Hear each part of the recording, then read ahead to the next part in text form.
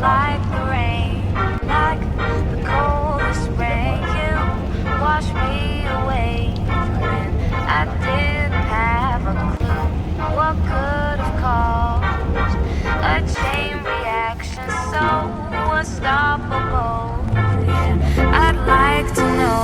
Tell me, do you feel ashamed on how you've turned your back on me? Please tell me, why'd you go this far, and who the hell you think you are right now?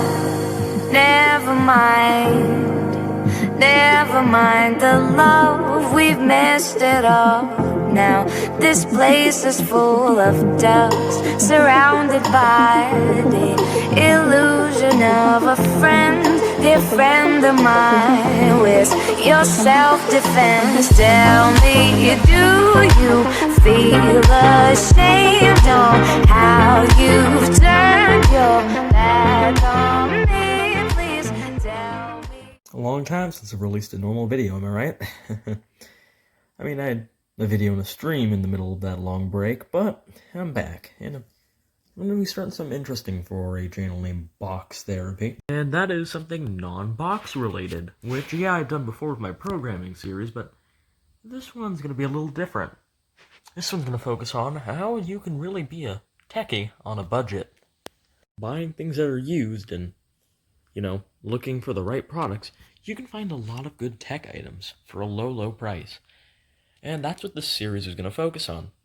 I'll be taking a few items, including this, which is my first episode focus, my Samsung Galaxy Gear S3 Frontier Edition, the Braven BRV1, Oculus Rift S, and finally, 2018 Razer Blade. And through all that, I'm going to teach you how to be a techie on a budget. Now, let's get started, won't we? Now, a lot of people titled me off as having a smartwatch, meaning I must have money, but in reality, I didn't spend a dime on this puppy.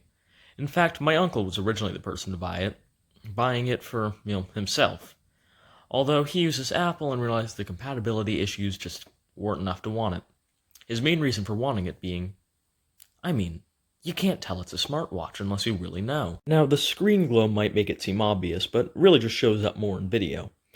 And the reason I know that people can't tell is I've had friends who I've known for my whole stint in Virginia of 3 years who didn't even know I had a smartwatch, or some that only realized it in like the last week of me living there.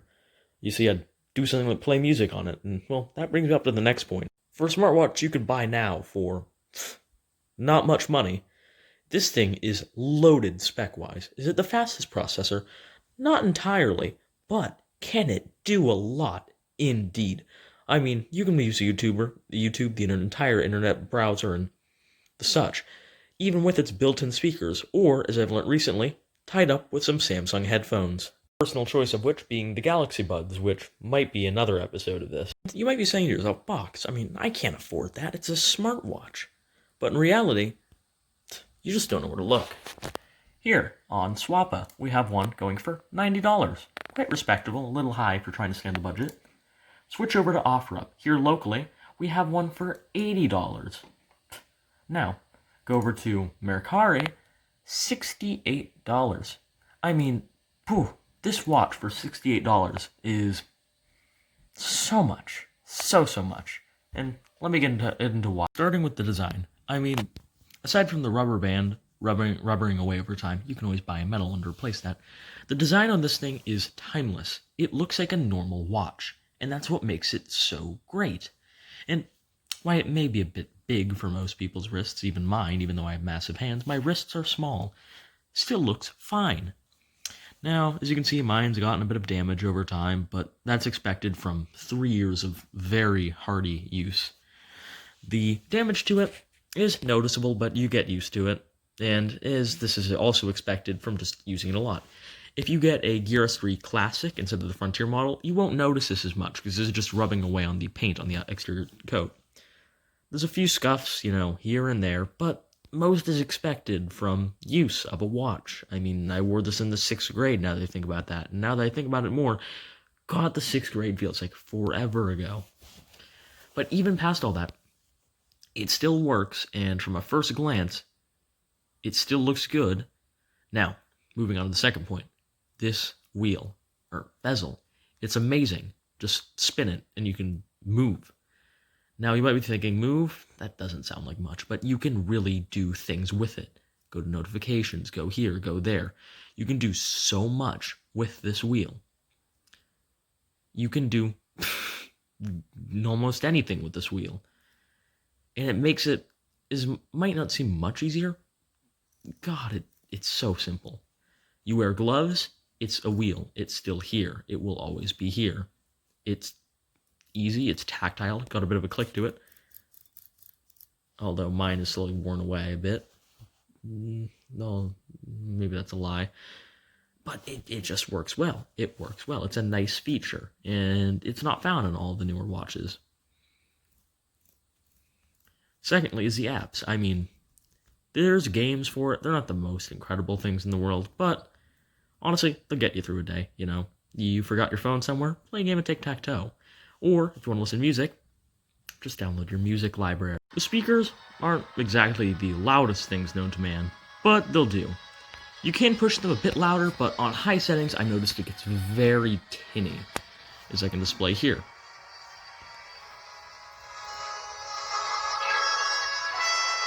Honestly, louder than you'd usually use it at.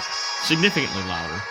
But it's, I guess, yeah, impressive for coming out of those 3 holes on the side of a watch. Features such as a barometer built in are also there, and others such as exercises also exist. Although sometimes they can be a bit finicky, as I like to cycle quite often. I've noticed the bounciness can make it seem like my heart rate is incredibly high, when it really isn't. Overall, if you're trying to track activity, it works, and especially for the price you can find it at. Finally, ease of use. Overall, every day, it's a little heavier than your average smartwatch, but you'd expect that with a build made of solid metal such as this. Now, would I recommend it?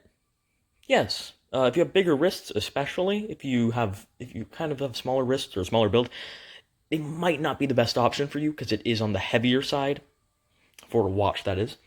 Battery, I've learned, can last you a day, solidly. If you wear it just for one day, it won't die. But if you try and run it for 2 days, you might run into issues.